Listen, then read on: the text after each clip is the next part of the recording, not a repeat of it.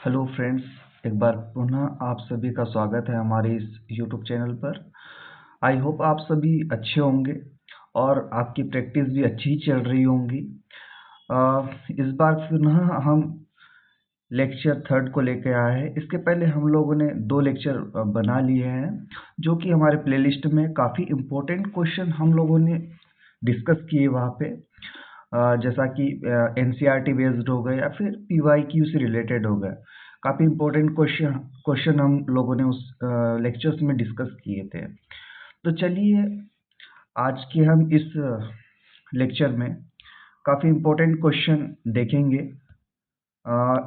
तो हमारे आज के टॉपिक्स होंगे यूनिट 18 के इन 3 चैप्टर्स को लिया गया है। इन्हीं टॉपिक्स के काफ़ी इम्पोर्टेंट क्वेश्चन को हम यहाँ पे देखेंगे और हमने काफ़ी सिलेक्टेड क्वेश्चनों को इस क्लास में रखा हुआ है और उन्हीं की प्रैक्टिस हम यहाँ करेंगे। जैसा कि आप जानते ही है कि सिलेबस काफ़ी बड़ा है, काफ़ी वास्ट है और इनमें हिस्ट्री के अगर टॉपिक की बात करें तो सारे ही टॉपिक दिए हुए हैं और हम उन्हीं टॉपिक्स को यहाँ पे कवर करेंगे जिनसे अधिकतर एग्जाम में प्रश्न पूछे जाते हैं। सो फ्रेंड, चलते हैं प्रैक्टिस की ओर और अच्छे क्वेश्चंस हम यहाँ प्रैक्टिस करेंगे। तो चलिए चलते हैं। पहला क्वेश्चन है, दिल्ली सल्तनत की स्थापना किसने की थी? इसका राइट आंसर हो जाएगा friends option B, Qutubuddin Aibak. Qutubuddin Aibak की अगर बात करें तो इन्होंने 1206 ईस्वी में दिल्ली सल्तनत की स्थापना की थी और साथ ही अपनी राजधानी को लाहौर में बनाया था। मोहम्मद गौरी की बात करें तो यह गौर वंश का शासक था और अगर गौरी की बात ही की जा रही तो इनके युद्ध काफ़ी चर्चा में रहते हैं, जैसे कि तराइन का पहला युद्ध हो गया, द्वितीय युद्ध हो गया। पहले युद्ध की बात करें तो 1191 में होता है, दूसरे युद्ध की बात करें तो 1192 में होता है, जो कि पृथ्वीराज चौहान और गौरी के बीच होता है। पहले युद्ध में गौरी बुरी तरह पराजित होता है, लेकिन वही सेकंड युद्ध में वह विजय प्राप्त करता है। एक और युद्ध लड़ता है वह 1194 में, जो कि काफी चर्चित युद्ध में से जाना जाता है, जो कि चंदावर के युद्ध के नाम से फेमस है। यह गौरी और जयचंद के बीच लड़ा जाता है, जिसमें गौरी की विजय होती है। अलाउद्दीन खिलजी की अगर बात करें तो यह अपनी बाजारू व्यवस्था के कारण जाना जाता है और दक्षिण भारत तक इसने अपने विस्तार का कार्य किया था। इल्तुतमिश की अगर बात करें तो यह कुतुबुद्दीन ऐबक का ही गुलाम दामाद कहा जाता है। चलते अगले क्वेश्चन की ओर। क्वेश्चन नंबर सेकंड देखेंगे, खिलजी वंश का सबसे प्रसिद्ध शासक कौन था? प्रसिद्ध शासक की बात करें तो इसका राइट आंसर हो जाएगा ऑप्शन बी, अलाउद्दीन खिलजी। अलाउद्दीन खिलजी की बात करें तो इसलिए प्रसिद्ध था क्योंकि उसके दक्षिण अभियान की बात कर लो या फिर बाजारू नियंत्रण को की बात कर लो, जैसा कि हमने पिछले क्वेश्चन में देखा, या मंगोल आक्रमणों से रक्षा की बात कर लो, तीनों ही फॉर्मेट में वह अव्वल नंबर पर था। जलालुद्दीन खिलजी की अगर बात करें तो यह खिलजी वंश का संस्थापक रहा है। सॉरी, गयासुद्दीन जलालुद्दीन खिलजी, जो कि 1290 से लेके 1296 तक के शासन किए इन्होंने। और वही गयासुद्दीन खिलजी की अगर बात करें तो यह मालवा का शासक था और सिकंदर खिलजी यह स्थानीय शासक के रूप में जाना जाता है। चलिए फ्रेंड्स, चलते हैं अगले क्वेश्चन की ओर। अगले क्वेश्चन पर जाने से पहले हम कुछ मुगल शासकों के बारे में जानेंगे जिनका कि क्रम क्या होता है। काफ़ी इम्पोर्टेंट क्वेश्चंस बनते हैं यहाँ से परीक्षा की दृष्टि से। सो हम इसको पहले डिस्कस कर लेते हैं थोड़ा थोड़ा, या फिर आप भी इन्हें पीडीएफ के माध्यम से देख सकते हैं। बाबर के शासनकाल की अगर बात करें तो हम यहाँ 1526 से लेके 1530 तक के माना जाता है। वही हुमायूं की बात करें तो 1530 से 1540, उसके बाद 1555 से 1556 तक शासन किया। अकबर की बात करें तो 1556 से लेके 1605 तक के। इसके बाद आते हैं जहांगीर। जहांगीर ने 1605 से लेकर 1627 ईस्वी तक शासन किया। उसके बाद आता है शाहजहां का शासनकाल, जिन्होंने 1628 से लेकर 1658 तक के शासन किया। उसके बाद आता है औरंगजेब, जिन्होंने 1658 से लेकर 1707 तक के शासन किया। उसके बाद आता है बहादुर शाह, जिन्होंने 1707 से लेकर 1712 ईस्वी तक के शासन किया। उनके बाद हम देखते हैं 1712 से लेकर 1713 तक के जादर शाह ने शासन किया। इसके बाद आते फर्रुखसियार, इसके बाद आते मोहम्मद शाह। इसी तरह यह श्रृंखला का क्रम चलते रहता है। सो प्लीज़ फ्रेंड, इन्हें आप देख लीजिएगा पीडीएफ के माध्यम से। काफ़ी इम्पोर्टेंट क्वेश्चन इनसे बन जाते हैं। तो चलिए फ्रेंड, अगले क्वेश्चन की ओर बढ़ते हैं, या फिर अगले टॉपिक्स की बात करें तो नवरत्न भी देख ही लेते हैं अकबर के। पहला आ जाएगा अबुल फजल, दूसरा आ जाएगा फैजी, तीसरा आ जाएगा बिरबल,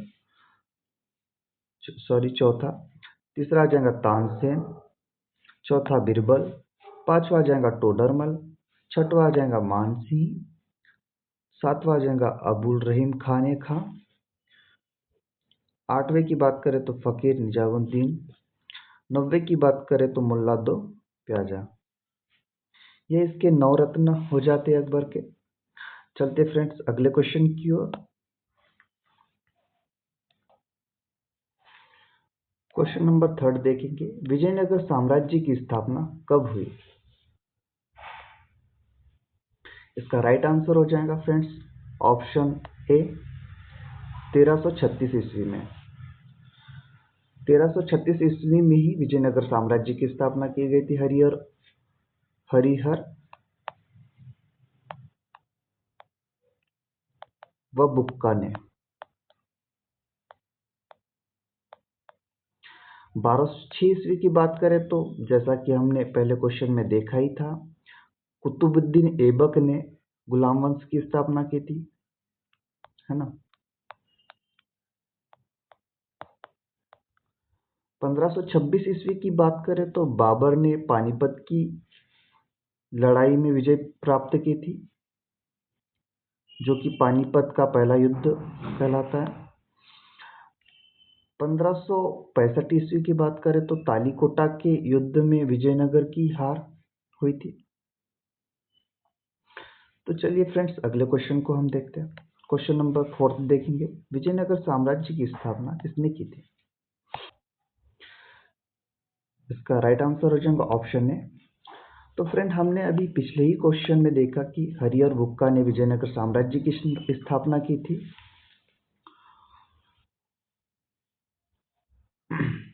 कृष्णदेवराय की अगर बात करें तो तुलु वंश का महान शासक था, है ना, और साहित्य का संरक्षक भी माना जाता है कृष्णदेवराय को। वही देवराय की अगर बात करें तो विजयनगर का मध्यकालीन शासक था।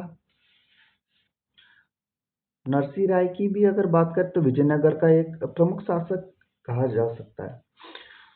चलते अगले क्वेश्चन की ओर फ्रेंड्स। यह कुछ राजवंश और संस्थापक और उनके शासन काल की बात करते हैं, जो कि परीक्षा की दृष्टि से काफी इंपॉर्टेंट है। पहला है संगम वंश, जिसके संस्थापक है, जैसा कि हमने प्रीवियस क्वेश्चन में देखा ही है, हरिहर प्रथम और बुक्का, जिनका शासन काल है 1336 से लेकर 1485 ईस्वी तक के। वही सालू वंश की बात करें तो नरसिंह सालू जी आते हैं, है ना। 1485 से लेके 1505 ईस्वी तक के इन्होंने शासन किया। थर्ड की बात करें तो तुलु वंश आता है, वीर नरसिंह जिसके संस्थापक थे। 1505 ईस्वी से लेके 1570 ईस्वी तक के शासन किया। वही 4th नंबर पर आता है अराविडू वंश,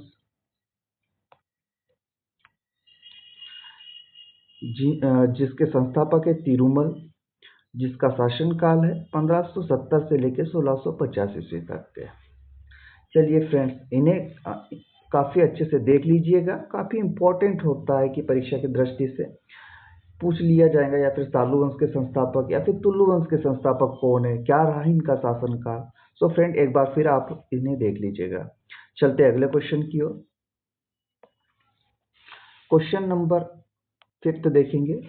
कृष्णदेवराय किस वंश से थे? सो फ्रेंड, इसका राइट आंसर हो जाएगा ऑप्शन नंबर बी, तुलु वंश से।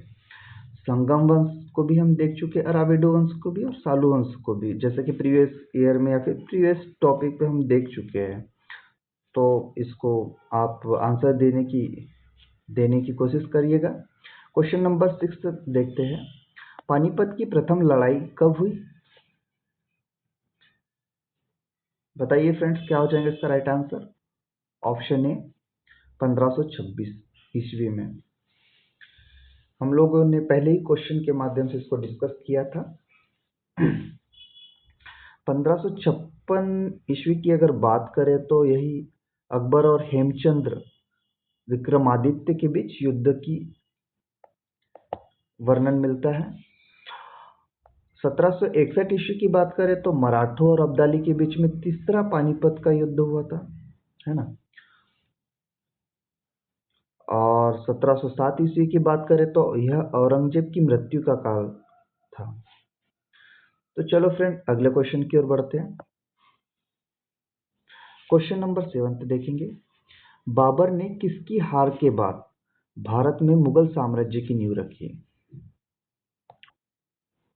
तो फ्रेंड, इसका राइट आंसर हो जाएगा ऑप्शन ए, इब्राहिम लोदी। इब्राहिम लोदी को ही 1526 ईस्वी में पानीपत के युद्ध में हराकर मुगल साम्राज्य की नींव रखी थी। अगर हम बाबर के और लड़ाई की बात करें तो इसमें 1527 का युद्ध हो जाता है, एक 1528 का युद्ध हो जाता है, 1529 के युद्ध हो जाते हैं, 1526 का युद्ध जो कि पानीपत का युद्ध के नाम से फेमस है, जो कि बाबर और इब्राहिम लोदी के बीच।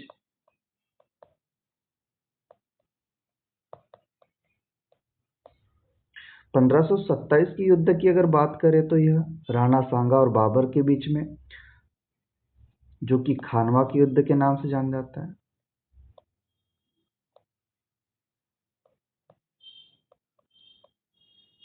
1528 के युद्ध की बात करें तो यह चंदेरी के युद्ध के नाम से फेमस है, जो कि बाबर और मेदिनी राय के बीच होता है। वही 1529 के युद्ध की अगर बात करें तो यह अफगानों और बाबर के बीच होता है, जो कि घाघरा के युद्ध के नाम से जाना जाता है।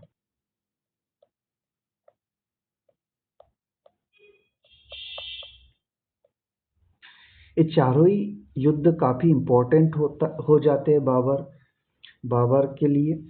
और यह इम्पोर्टेंट की बात करें तो यह परीक्षा की दृष्टि से काफी इम्पोर्टेंट है, जो कि सीधे सीधे क्वेश्चन यहाँ से पूछे जाते हैं। अगर शॉर्ट ट्रिक की अगर बात करें तो एक वाक्य बनता है, जैसे पानी पीकर, खाना खाकर,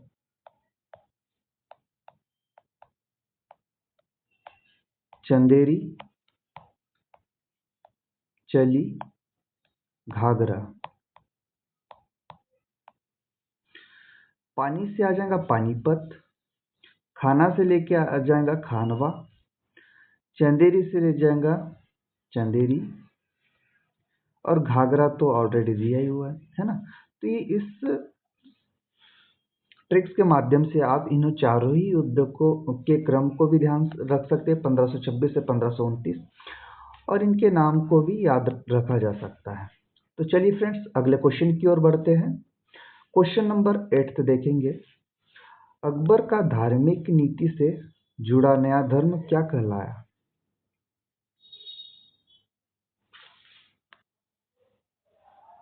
इसका राइट आंसर हो जाएगा फ्रेंड्स ऑप्शन ए, दीन इलाही।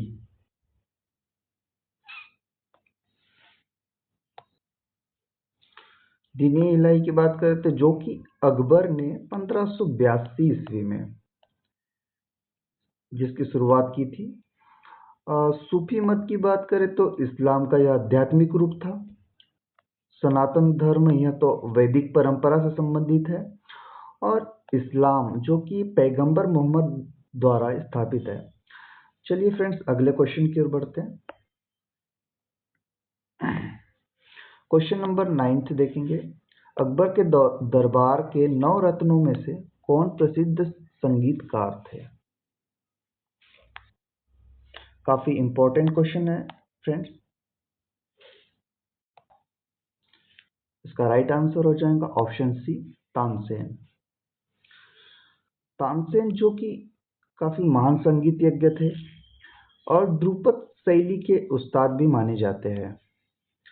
वही बीरबल की अगर बात करें तो यह अकबर के चतुर मंत्री के रूप में जाने जाते हैं। अबुल फजल जिन्होंने अकबरनामा आईन अकबरी की रचना की थी। राजा टोडरमल की अगर बात करें तो राजस्व सुधार और वित्त मंत्री के रूप में जाना जाता है इन्हें। चलिए फ्रेंड्स अगले क्वेश्चन की ओर। Question number 10। औरंगजेब के समय मराठों का नेतृत्व किसने किया? इसका राइट आंसर हो जाएगा फ्रेंड्स ऑप्शन बी, संभाजी ने। संभाजी जो कि शिवाजी का पुत्र था। और शिवाजी की अगर बात करें तो मराठा साम्राज्य के संस्थापक के रूप में जाना जाता है। साहू जो कि मराठा शासक था। वही बाजीराव की अगर बात करें तो इन्हें प्रथम पेशवा कहा जाता है। चलिए फ्रेंड्स अगले क्वेश्चन की ओर। क्वेश्चन नंबर 11 देखेंगे। शिवाजी का जन्म कहाँ हुआ था? इसका राइट आंसर हो जाएगा फ्रेंड्स ऑप्शन बी, सिवनेर के दुर्ग में। सिवनेर के दुर्ग में 1630 ईस्वी में यह जन्म लिए थे। रायगढ़ के किले की अगर बात करें तो शिवाजी की राजधानी थी।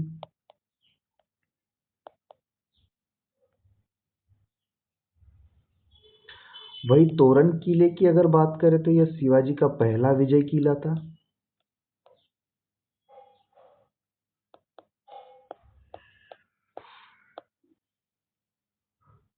और वही पुरंदर के किले की बात करें तो यह शिवाजी और जो मुगल थे उनके बीच में संधि का एक केंद्र माना जाता है।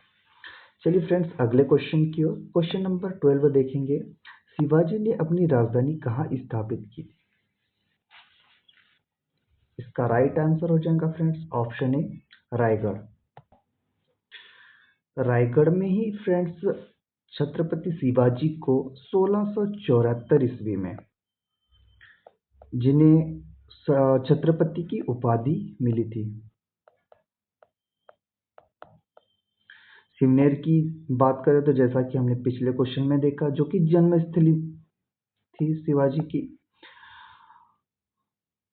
पुरंदर को भी देख ही चुके हैं।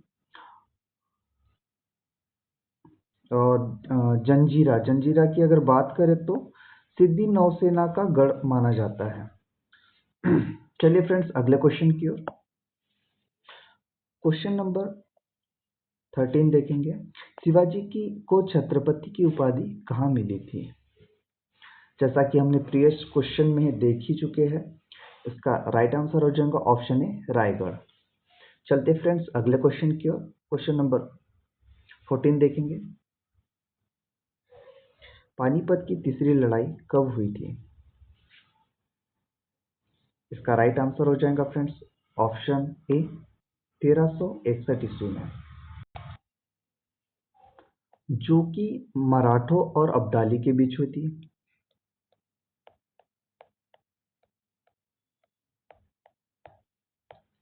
1556 ईस्वी की बात करें तो यह दूसरी लड़ाई थी।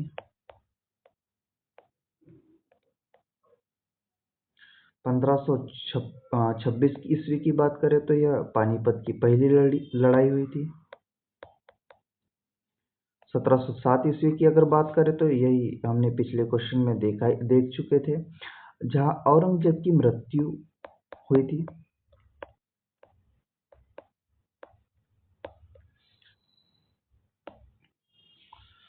क्वेश्चन नंबर 15 देखेंगे। तीसरी पानीपत की लड़ाई में मराठों की हार किससे हुई? इसका राइट आंसर हो जाएगा friends option A, Ahmad Shah Abdali, जो कि हम पिछले क्वेश्चन में देख ही चुके हैं। सॉरी फ्रेंड्स, चलते हैं अगले क्वेश्चन की ओर। क्वेश्चन नंबर 16 देखेंगे। विजयनगर साम्राज्य की राजधानी क्या थी? इसका राइट आंसर हो जाएगा friends option A, Hampi.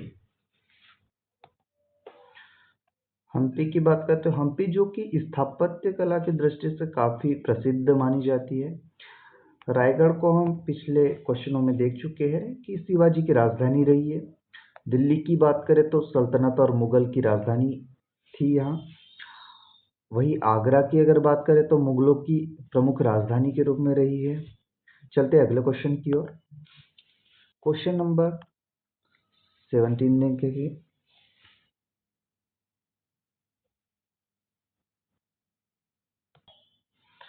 Alauddin Khilji ने किस बाजार सुधार की शुरुआत की?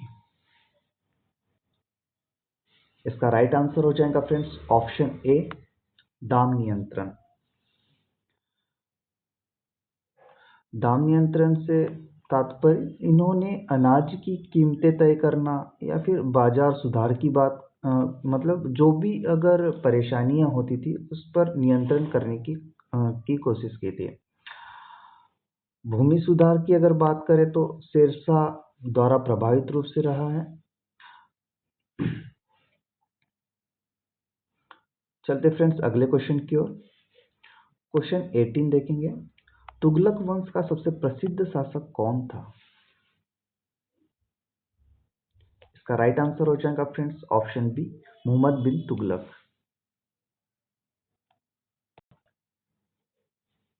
सो फ्रेंड हमने इनको डिस्कस कर ही चुके हैं। चलते अगले क्वेश्चन की ओर। Question number 19। अकबर द्वारा बनाई गई चित्रकला शैली क्या कहलाती है?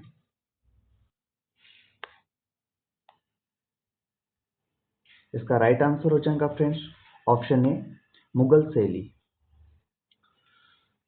जो कि फारसी और भारतीय का मिश्रण था। और राजस्थानी शैली की अगर बात करें तो यह स्थानीय राजाओं द्वारा विकसित की थी। पहाड़ी शैली की बात करें तो यह हिमालयी क्षेत्र में देखने को मिलती थी। और अजंता शैली की बात करें तो यह प्राचीन बौद्ध भित्ति चित्र के रूप में जानी जाती थी। चलते अगले क्वेश्चन की ओर। क्वेश्चन नंबर देखेंगे 20। पेशवा बाजीराव प्रथम किसके दरबार में प्रसिद्ध हुए? इसका राइट आंसर हो जाएगा फ्रेंड्स ऑप्शन ए, साहू के दरबार में। साहू की बात करें तो यह मराठा शासक था। वही संभाजी की बात करें तो यह शिवाजी का पुत्र था, है ना। शिवाजी जो कि मराठा के संस्थापक माने जाते हैं। औरंगजेब जो कि मुगल शासक था। चलते अगले क्वेश्चन की ओर। क्वेश्चन नंबर देखेंगे 21। पानीपत की दूसरी लड़ाई कब हुई थी? सो फ्रेंड आप सभी जानते ही है। इसका राइट आंसर हो जाएगा फ्रेंड्स ऑप्शन ए, 1556 ईस्वी में। चलते अगले क्वेश्चन की ओर। क्वेश्चन नंबर देखेंगे 22। पानीपत की दूसरी लड़ाई किसके बीच लड़ी गई थी? ये भी हम डिस्कशन के माध्यम से डिस्कस कर ही चुके हैं, तो आपके लिए इजी हो जाएगा इसका राइट आंसर देना। इसका राइट आंसर हो जाएगा ऑप्शन ए, अकबर और हेमचंद्र विक्रमादित्य के बीच।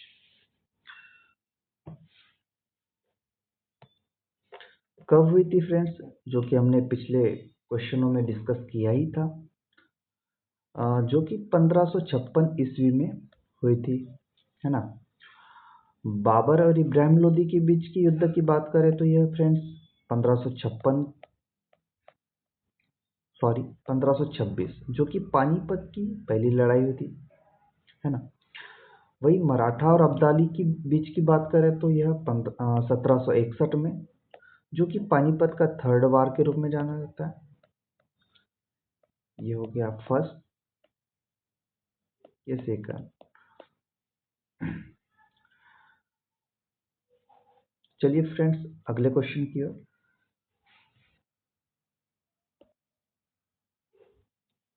क्वेश्चन नंबर देखेंगे 23। शेरशाह सूरी ने कौन सा प्रसिद्ध मार्ग बनवाया? इसका राइट आंसर हो जाएगा फ्रेंड्स ऑप्शन ए ग्रैंड ट्रंक रोड, जो कि बंगाल से पेशावर मार्ग के रूप में जाना जाता है। वही राजमार्ग 44 की बात करें तो यह अभी आधुनिक भारत का हिस्सा है। दिल्ली और आगरा रोड भी मुगलकालीन मार्ग था। मथुरा रोड तो यह तो स्थानीय मार्ग है। चलते फ्रेंड्स अगले क्वेश्चन की ओर। क्वेश्चन नंबर देखेंगे 24। दिल्ली सल्तनत के दौरान इब्न बतूता किस शासक के दरबार में आया था? इसका राइट आंसर हो जाएगा फ्रेंड्स ऑप्शन ए मोहम्मद बिन तुगलक। चलते फ्रेंड्स अगले क्वेश्चन की ओर। क्वेश्चन नंबर देखेंगे 25। अकबर ने कहा इबादत खाना की स्थापना की थी? इसका राइट आंसर हो जाएगा फ्रेंड्स ऑप्शन ए फतेहपुर सिकरी में। यह 1575 ईस्वी में इसका निर्माण किया गया था। आगरा की बात करें तो यह राजधानी के रूप में थी, और दिल्ली की बात तो हमने पहले ही कर चुके हैं, सल्तनत और मुगल की राजधानी। और लाहौर की बात करें तो यह बादशाह की छावनी के रूप में थी। चलते फ्रेंड्स अगले क्वेश्चन में। अगर फ्रेंड्स आप सभी को स्पीड अगर स्लो लग रही होंगी तो थोड़ी स्पीड बढ़ा लीजिएगा अपने मोबाइल या लैपटॉप के माध्यम से। चलते अगले क्वेश्चन की ओर। क्वेश्चन नंबर देखेंगे 26। अकबर के दरबार में वित्त मंत्री कौन थे? बताइए फ्रेंड्स। आप अपने आंसर जो भी राइट या रॉन्ग होते हैं उनको नोट डाउन करते रहिएगा। लास्ट में आप कमेंट सेक्शन में बताइएगा कि कितना क्या आपका स्कोर रहा है।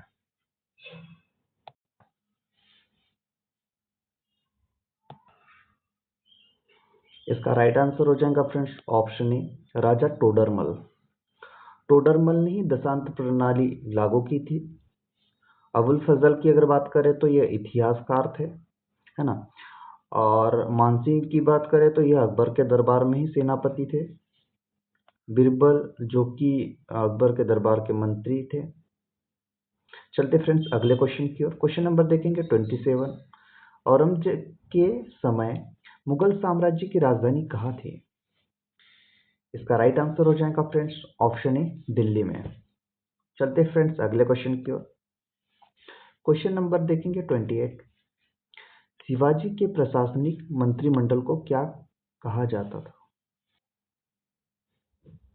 इसका राइट आंसर हो जाएगा फ्रेंड्स ऑप्शन ए अष्टप्रधान। चलते फ्रेंड्स अगले क्वेश्चन की ओर। क्वेश्चन नंबर देखेंगे 29। शिवाजी के समय नौसेना प्रमुख को क्या कहा जाता था?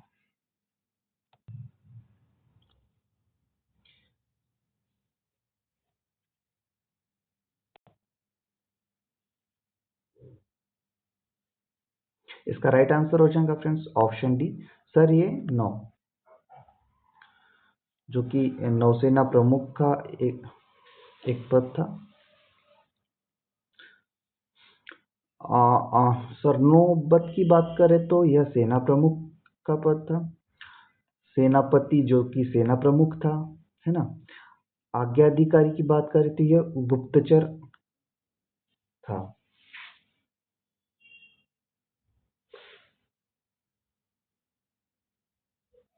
चलते फ्रेंड्स अगले क्वेश्चन की ओर। क्वेश्चन नंबर देखेंगे 30। औरंगजेब की मृत्यु कब हुई थी? जैसा कि हम पहले डिस्कशन में बात कर ही चुके हैं कि इसकी मृत्यु ऑप्शन नंबर ए 1707 ईस्वी में औरंगजेब की मृत्यु हुई थी। ये तीनों ही जो दी हुई डेटें हैं, इन्हें आप कोशिश करिए कि कमेंट सेक्शन के माध्यम से बताइएगा कि ये 1761 ईस्वी में क्या हुआ था, 1556 ईस्वी में क्या हुआ था, 1526 ईस्वी में क्या हुआ था। हम लोगों ने तीनों ही डेट को डिस्कस किया है। चलिए फ्रेंड्स, अगले क्वेश्चन की ओर। क्वेश्चन नंबर देखेंगे 31। भक्ति आंदोलन के प्रारंभिक प्रवर्तक कौन माने जाते हैं? सो फ्रेंड, इसका राइट आंसर हो जाएगा ऑप्शन ए रामानुज। जो रामानुज की अगर बात करें तो विशिष्टाद्वैत दर्शन के प्रणेता और दक्षिण भारत में भक्ति के प्रसार के लिए जाना जाता है। वही अगर कबीर की अगर बात करें तो यह निर्गुण संत कहलाते थे, जिन्होंने अवधी और भोजपुरी मिश्रित भाषा में दोहे लिखे। तुलसीदास की बात करें तो यह अवधी भाषा के प्रमुख और रामचरितमानस इनकी रचना थी। सूरदास की बात करें तो यह कृष्ण भक्ति के कवि माने जाते हैं और साथ ही इन्होंने ब्रज भाषा में सुरसागर लिखा था। चलते फ्रेंड्स अगले क्वेश्चन की ओर। क्वेश्चन नंबर 32 देखेंगे। अलवर परंपरा किससे जुड़ी है? सो फ्रेंड, इसका राइट आंसर हो जाएगा ऑप्शन ए विष्णु भक्ति। विष्णु भक्ति की बात करें तो यह भगवान विष्णु की उपासना करते थे, है ना। शिव भक्ति की बात करें तो यह नयनार संत जो कि शिव के उपासक थे। वही शक्ति उपासना की बात करें तो यह देवी माँ की पूजा पर आधारित संप्रदाय है। सूफी मत, जैसा कि हमने पहले देखा भी था, यह इस्लाम का रहस्यवादी पंथ है जो कि भारत में काफी स्तर तक फैला था। चलते अगले क्वेश्चन की ओर। क्वेश्चन नंबर देखेंगे 33। संत कबीर किस भाषा में अपने पद लिखते थे? जैसा कि हमने पहले डिस्कशन में डिस्कस कर ही चुके हैं, तो इसका राइट आंसर क्या होगा फ्रेंड्स? ऑप्शन ए अवधी और भोजपुरी मिश्रित। चलते अगले क्वेश्चन की ओर। क्वेश्चन नंबर 34 देखेंगे। गुरु नानक का जन्म कब हुआ? इसका राइट आंसर हो जाएगा फ्रेंड्स ऑप्शन ए 1469 ईस्वी में। जो कि गुरु नानक का जन्म तलवंडी ननकाना साहिब एक क्षेत्र है जहां उनका जन्म हुआ था। 1569 ईस्वी की अगर बात करें तो यह गुरु रामदास से जुड़ा हुआ काल माना जाता है। 1604 ईस्वी की अगर बात करें तो यह गुरु अर्जुन देव ने गुरु ग्रंथ साहिबा का संकलन इस सन में किया था। 1708 ईस्वी की अगर बात करें तो यह गुरु गोविंद सिंह की मृत्यु का काल कहा जाता है। चलते फ्रेंड्स अगले क्वेश्चन की ओर। क्वेश्चन नंबर देखेंगे 35। रामचरितमानस किसने लिखी? इसका राइट आंसर हो जाएगा friends option C Tulsidas ji ने। तुलसीदास जी ने ही अवधी भाषा में रामचरितमानस की रचना की थी फ्रेंड्स। सूरदास की अगर बात करें तो यह कृष्ण भक्ति के कवि और ब्रज भाषा में के कवि माने जाते हैं। कबीर की बात करें तो वह निर्गुण संत और दोहे की रचना का कार्य किया इन्होंने। मीराबाई जो कि कृष्ण भक्त कवित्री मानी जाती है। चलते फ्रेंड्स अगले क्वेश्चन की ओर। क्वेश्चन नंबर देखेंगे 36। सूफी संत ख्वाजा मोइनुद्दीन चिश्ती कहाँ से जुड़े थे? सो फ्रेंड, इसका राइट आंसर हो जाएगा ऑप्शन ए अजमेर से। सो फ्रेंड, आप कभी राजस्थान जाओ तो अजमेर एक जिला पड़ता है जहाँ की ख्वाजा मोइनुद्दीन चिश्ती की दरगाह देखने को मिलती है, जो कि आज भी वर्ल्ड फेमस है, काफ़ी प्रसिद्ध है। और दिल्ली की अगर बात करें तो यह निजामुद्दीन औलिया से जुड़े हुए हैं, है ना। लाहौर की बात करें तो यह सूफी दरगाहों में प्रसिद्ध है। और गुलबर्गा की अगर बात करें तो यह बहमनी राज्य का केंद्र माना जाता है। चलते फ्रेंड्स अगले क्वेश्चन की ओर। क्वेश्चन नंबर देखेंगे 37। सूफी संतों की बैठक को क्या कहते हैं?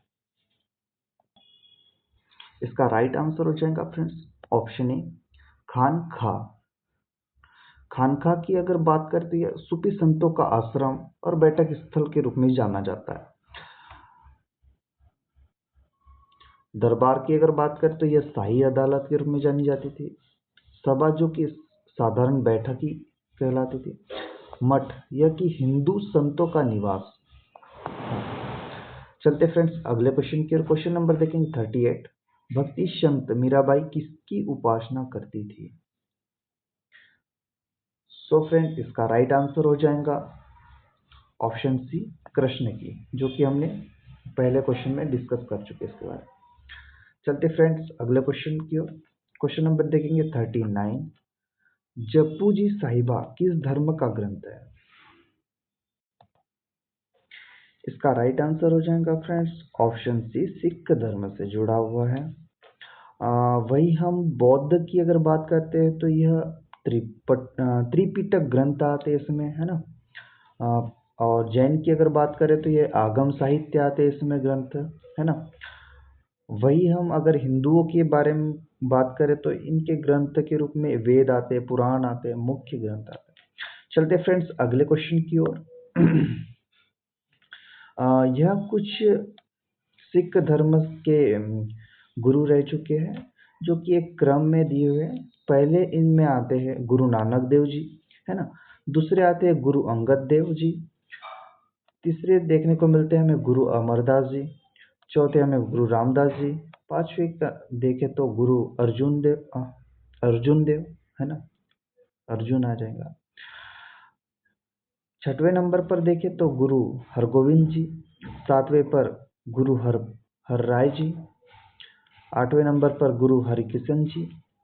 90वें नंबर की बात करें तो गुरु तेग बहादुर और 10वें पर गुरु गोविंद सिंह जी। यह सिख धर्म का एक क्रम है फ्रेंड्स, जो कि काफ़ी इम्पोर्टेंट है परीक्षा की दृष्टि से। अधिकतर क्वेश्चन बन जाते हैं कभी गुरु अर्जुन देव के बारे में हो या फिर गुरु रामदास के बारे में हो, है ना। गुरु नानक देव जी की, जो कि पहले जो कि सिख धर्म के संस्थापक और प्रथम गुरु के रूप में जाना जाता है। वही गुरु अंगद की अगर बात करें तो गुरुमुखी लिपि का विकास इन्होंने किया, है ना।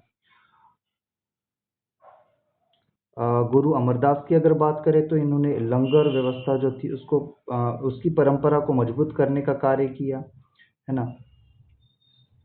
गुरु रामदास जी की अगर बात करें तो इन्होंने अमृतसर नगर की स्थापना की थी, जो कि आप अमृतसर अगर जाते हो तो वहाँ आपको देखने को मिलता है।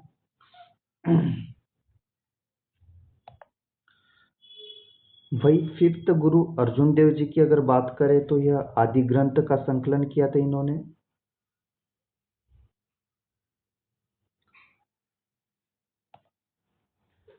अगर हम बात करें तो काफ़ी इम्पोर्टेंट क्वेश्चन गुरु तेग बहादुर से भी बन जाता है, जिसमें इन्हें औरंगजेब के आदेश पर ये शहीद हुए थे।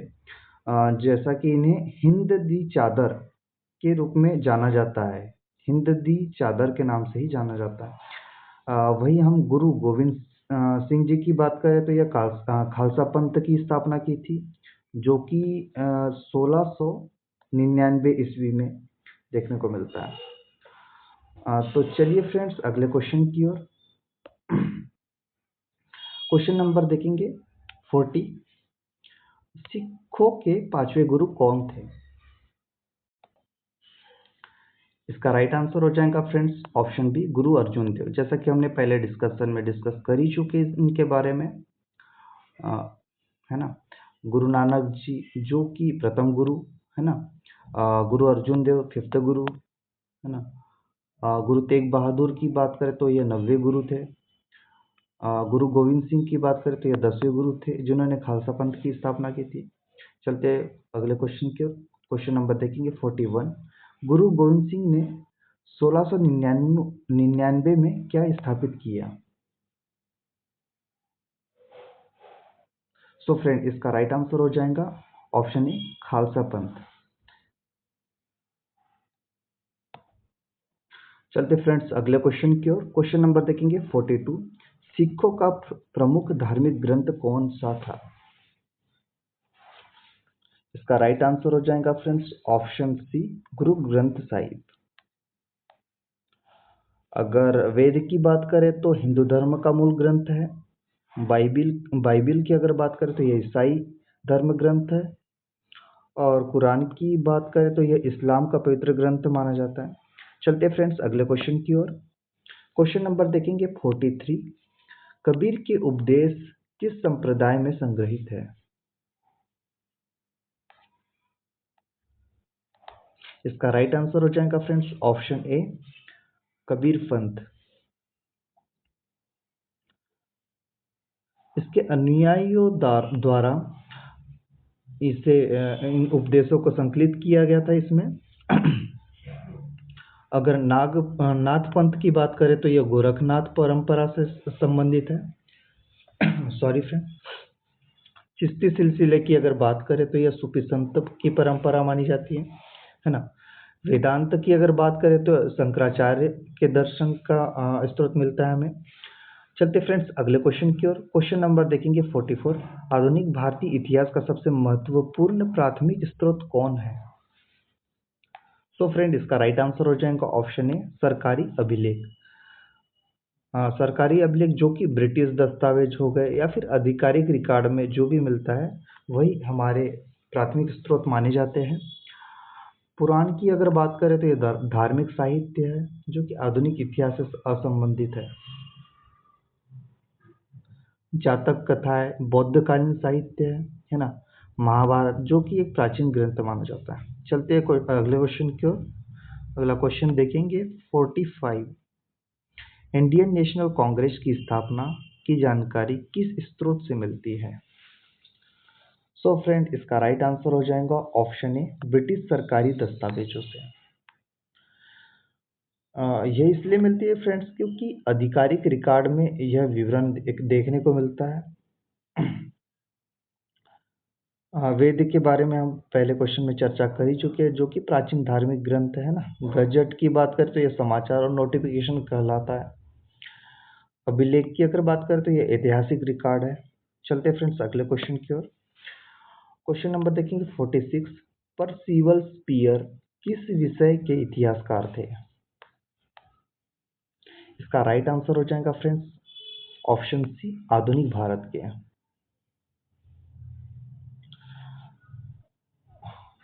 अगर मध्यकालीन भारत की अगर बात करें तो अलबरूनी हो गया या फिर लेनपुल की बात आती है ना। प्राचीन भारत में कुछ प्रमुख के रूप में बात करें तो यह रोमिला थापर प्रसिद्ध थी है ना। विश्व इतिहास की अगर बात करें तो यह अर्नाल्ड टाइनबी का नाम आता है जो कि काफी प्रसिद्ध माने जाते थे। अगला क्वेश्चन देखते हैं क्वेश्चन नंबर 47। भक्ति आंदोलन का प्रमुख उद्देश्य क्या था? इसका राइट आंसर हो जाएगा फ्रेंड्स ऑप्शन ए, ईश्वर तक व्यक्तिगत भक्ति से पहुंचना, जो कि काफी सरल साधन और जाति भेद विरोधी था। यज्ञ परंपरा को बढ़ावा देने से तात्पर्य है कि वैदिक पद्धति। संस्कृति को बढ़ावा देना मतलब प्राचीन विद्या है ना। साम्राज्य की स्थापना करना अर्थात भक्ति का उद्देश्य यह नहीं था। चलते फ्रेंड्स अगले क्वेश्चन की ओर। क्वेश्चन नंबर देखेंगे 48। सूफी मत किस परंपरा से प्रभावित था? इसका राइट आंसर हो जाएगा फ्रेंड्स ऑप्शन ए, ईरानी इस्लामी रहस्यवाद से, जो कि आत्मा और ईश्वर का मिलन का कहलाता था। वैदिक मंत्र की बात करें तो यह हिंदू परंपरा से जुड़ा हुआ है ना। बौद्ध संघ की बात करें तो यह करुणा और अहिंसा से। जैन तपस्या की अगर बात करें तो अहिंसा का पालन करता था जो कि। चलते फ्रेंड्स अगले क्वेश्चन की ओर। क्वेश्चन नंबर देखेंगे 49। सिख धर्म में लंगर परंपरा किसने शुरू की थी? जैसा कि हम पहले डिस्कस कर ही चुके तो आप इसका आंसर जानते ही होंगे फ्रेंड्स। इसका राइट आंसर हो जाएगा ऑप्शन ए, गुरु नानक जी। चलते फ्रेंड्स अगले क्वेश्चन की ओर। क्वेश्चन नंबर देखेंगे 50। गुरु तेग बहादुर को किसने शहीद किया? यह भी हम डिस्कस कर चुके हैं फ्रेंड्स, तो आपके लिए इजी हो जाएगा। इसका राइट आंसर हो जाएगा फ्रेंड्स ऑप्शन ए, औरंगजेब। औरंगजेब ने ही सिख गुरु का बलिदान करवाया था। बाबर की अगर बात करें तो इसके वो 4 युद्ध आते हैं ना, और दिल्ली पर विजय प्राप्त की थी 1526 ईस्वी में, है ना। अकबर की अगर बात करें तो यह धार्मिक सहिष्णु शासक अपने काल का। सारे ही लोगों को हम डिस्कस कर चुके हैं, चाहे वह दिल्ली सल्तनत की हो या फिर मुगल की हो। जो भी इम्पोर्टेंट क्वेश्चंस बन सकते थे इनसे हमने इस लेक्चर के माध्यम से यहाँ डिस्कस किया, और आने वाले समय में हम आगे भी अच्छे क्वेश्चन यहाँ पे लाएंगे इस सीरीज में। तो आज के लिए यही सब क्वेश्चन थे जो कि काफ़ी इम्पोर्टेंट क्वेश्चन थे, और हो सके तो हम आने वाले दिनों में और भी इन्हीं टॉपिक से काफ़ी इम्पोर्टेंट क्वेश्चन की श्रृंखला लेके आएंगे। तो आज के लिए फ़िलहाल इतना ही। तो आपको अगर आज का लेक्चर अच्छा लगा हो तो अपने फ्रेंड्स के साथ शेयर करिएगा। अगर आपने अभी तक हमारे चैनल को सब्सक्राइब नहीं किया है तो प्लीज़ सब्सक्राइब करिए, लाइक करिए, है ना। और जो भी आपका आज का स्कोर रहा है तो कमेंट सेक्शन में आप बताइएगा कि कितना स्कोर आपका रहा है। तो चलिए फ्रेंड्स, मिलते हैं अगले और एक नए लेक्चर के साथ। तब तक के लिए धन्यवाद।